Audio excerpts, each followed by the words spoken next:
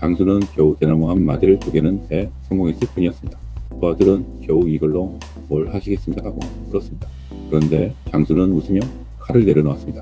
이제부터는 손대지 않아도 저절로 쪼개진다. 그리고 정말 그렇게 됐습니다. 어떻게 첫 마디만 쪼개면 나머지가 저절로 갈라지는지 그 원리는 조금 뒤 정확히 알려드리겠습니다. 먼저 짚어야 할 것, 우리가 왜 늘 처음에서 포기하는가 합니다. 우리는 새로운 도전 앞에서 마지막까지 가는 길 전체를 미리 계산합니다. 이 계산이 너무 길고 막막해 보이면 시작도 하기 전에 지쳐버립니다. 자격증 공부를 시작하며 벌써 앞까지 몇 년을 상상하고 사업을 구상하며 벌써 성공까지의 산더미 같은 과정을 떠올립니다. 그 무게에 눌려 결국 첫 걸음조차 떼지 못합니다. 그런데 실제로 많은 일은 처음 한번 가장 간단한 저항이 있는 그 지점만 넘으면 그 뒤로는 놀랍도록 수월하게 풀립니다. 문제는 우리가 이 사실을 몰라서 전체의 무게를 첫 걸음에 다 지우고 시작한다는 것입니다. 사자성어 하나를 새기겠습니다. 파죽지세 대나무를 쪼개는 기세, 옛 전쟁 기록에 전해지는 이야기입니다. 한 장수가 적을 몰아붙이는 중 부하들이 군사들이 지쳤으니 다음 계절에 다시 공격하자고 건의했습니다. 그러자 장수는 대나무의 뒤에 따뜻하고 전해집니다. 대나무는 처음 몇 마디만 칼로 쪼개면 그 이후로는 칼날을 떼지 않아도 저절로 끝까지 갈라진다고요. 지금이 바로 그 첫 마디를 쪼갠 순간이니 이 기세를 멈추면 안 된다는 뜻이었습니다. 그는 친구를 멈추지 않았고 실제로 이후의 전투는 처음보다 훨씬 수월하게 풀렸다고 전했습니다.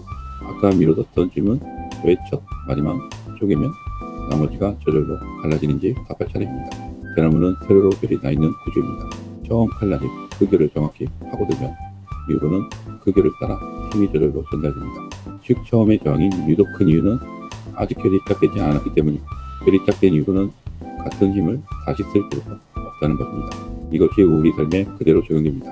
새로운 습관, 새로운 관계, 새로운 프로젝트도 처음 어색함과 저항이 가장 큽니다. 하지만 그 저항이 결을 한번 뚫고 나면 그 다음부터는 관성이 우리를 대신 밀어줍니다. 문제는 많은 사람이 그 저항이 영원히 똑같은 크기로 계속될 거라 착각하고 첫 마디에서 포기한다는 것입니다. 첫째 전체가 아니라 첫 마디만 계산한다. 목표 전체의 무게를 상상하지 말고 오늘 딱 하나, 가장 저항이 센 지점이 무엇인지만 찾아 거기에 집중합니다. 둘째, 첫 마디를 쪼갠 뒤엔 반드시 멈추지 않고야 한다.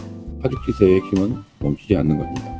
첫 고비를 넘긴 바로 그 순간의 감성을 놓치지 말고 하루 이틀 안에 곧바로 다음 행동을 이어갑니다. 셋째, 저항이 줄어드는 신호를 스스로 기록한다.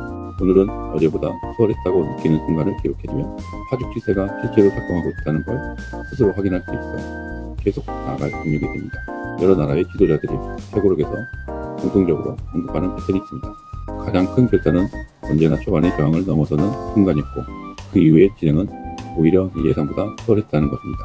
K 콘텐츠 속에서도 초반에 가장 큰 장벽을 넘은 주인공이 이후 거침없이 그 목표를 향해 나아가는 전개가 반복해서 사랑받습니다. 시청자들이 몰입하는 지점은 그 장벽을 넘는 순간이지 그 이후에 매끄러운 전개가 아닙니다. 재테크에서도 파죽지세는 그대로 적용됩니다. 투자를 처음 시작할 때 제작에서부터 첫 매수까지의 심리적 저항이 가장 큽니다.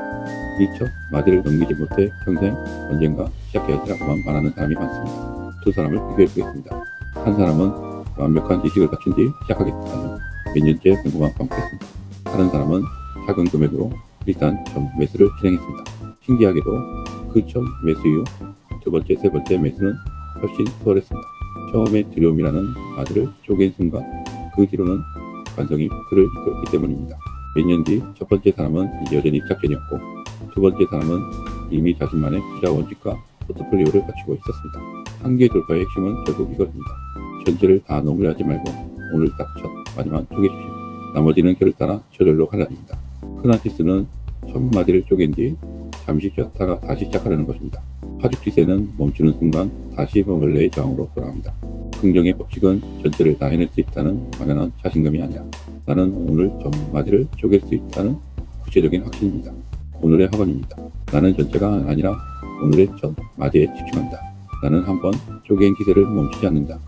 오늘도 여러분의 첫 마디가 결국 끝까지 갈라지는 대나무가 되길 바랍니다. 골든 88입니다.